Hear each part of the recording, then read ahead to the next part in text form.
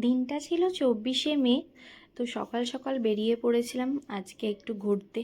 ভীষণ ভালো লাগে আমার বৃষ্টি, যেহেতু তাই আমি বৃষ্টি দেখলেই এরকম জল নেওয়ার জন্য হাত বাড়াই। তো যাই হোক, কলকাতার রাস্তা তো একটু বৃষ্টিতেই এরকম হয়ে যায়।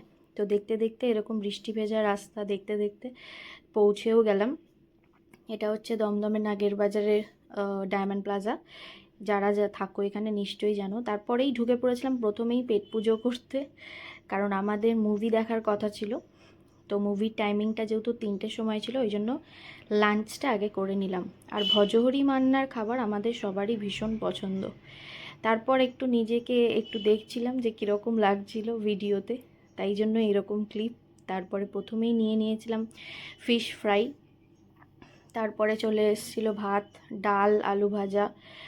আর মোচা চিংড়িটা ওদের সব থেকে ভালো লাগে আমার। ওদের সব রান্নাই মোটামুটি ভালো লাগে, এটা যেন আমার বেশি ভালো লাগে। তারপরে তেলকই নিয়েছিলাম আর দই কাতলা।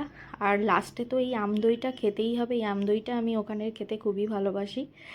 দিয়ে চলে এলাম, আমাদের মুভি টাইম হয়ে গেছিলো, তো তাই ঢুকে পড়েছি।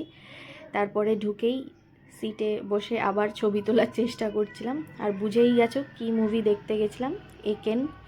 তারপরে কিছু নিজেরা ছবি তুলে বাড়ি চলে এলাম। এইভাবেই দিনটা কেটে গেল।